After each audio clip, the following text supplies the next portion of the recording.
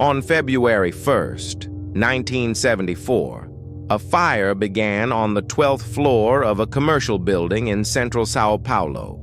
It lasted 4 hours.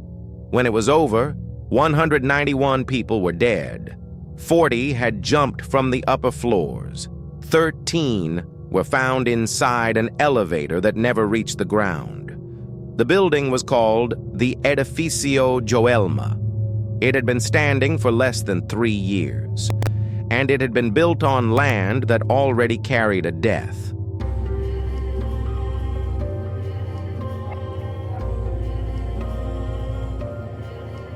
Before the tower, there was a house, a private residence on the same plot of land in what was then one of São Paulo's wealthier neighborhoods. In 1948, a man was found dead on the property.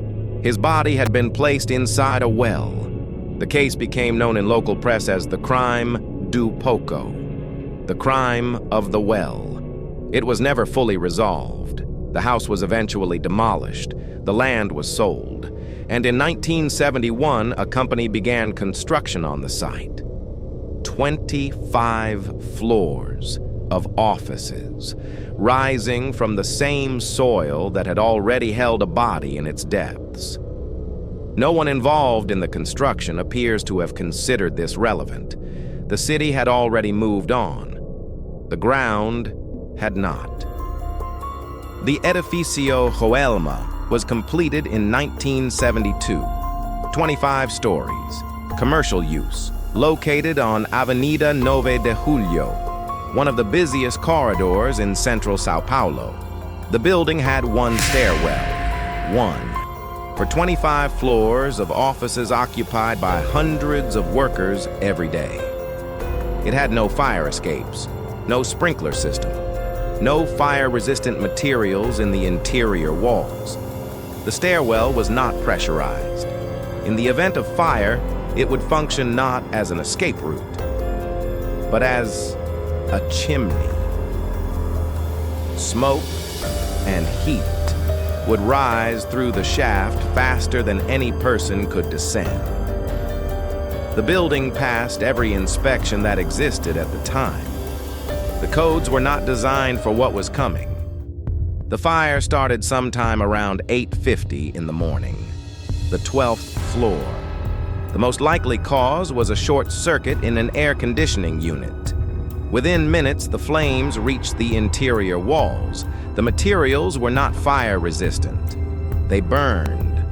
The stairwell did exactly what physics required.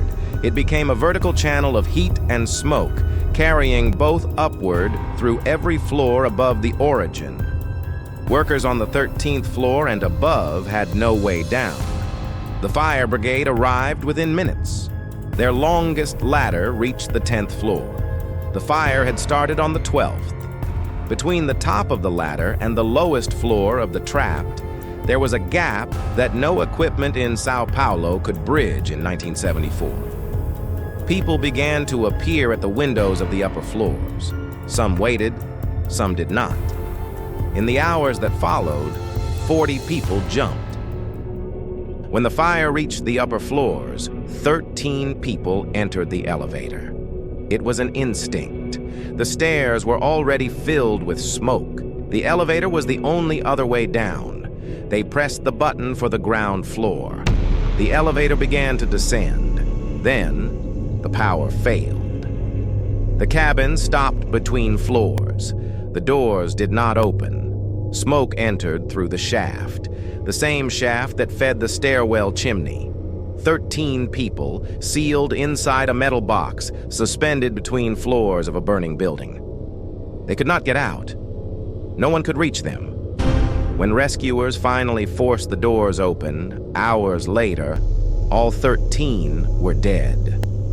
Asphyxiation. The elevator had become exactly what the stairwell had become.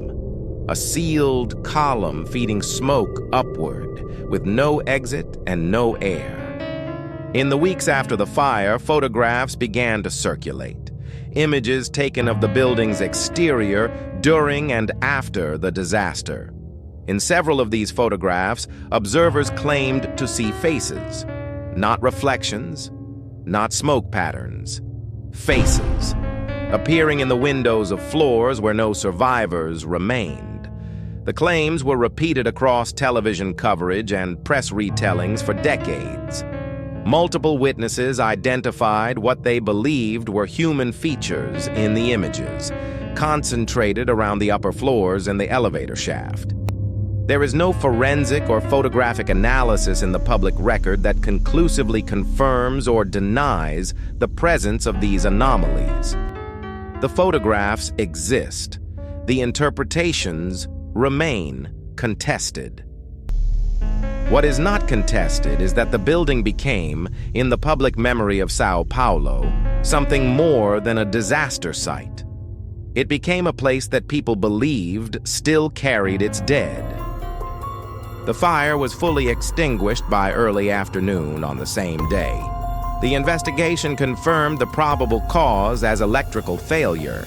It also confirmed what the building's design had made inevitable. One stairwell, no fire escapes, no sprinkler system. The disaster led directly to a complete revision of fire safety codes across the state of São Paulo and eventually across Brazil. New buildings were required to have multiple escape routes, pressurized stairwells, and automatic fire suppression systems. The regulations that exist today in every high-rise in the country trace their origin to that single morning. The building itself was reconstructed. It was renamed. Edificio Joelma became Edificio Praça da Bandeira. A new name. The same address. The same foundation. The same shaft where 13 people waited for a door that never opened. The building is still there. It stands on the same block of Avenida 9 de Julio where the Edificio Joelma burned on that February morning. People work inside it every day. They ride the elevator that was rebuilt in the same shaft. 50 years have passed. The fire codes changed. The name changed. The city moved on. But the ground beneath the tower is the same ground where a body was found in a well in 1948. And the shaft is the same shaft where 13 people breathed their last inside a metal box that was supposed to carry them to safety. The faces in the photographs have never been explained. The curse has never been confirmed. But in São Paulo, when someone mentions the Edificio Joelma, no one asks which building. Everyone knows. Everyone remembers. Some say the building still does too.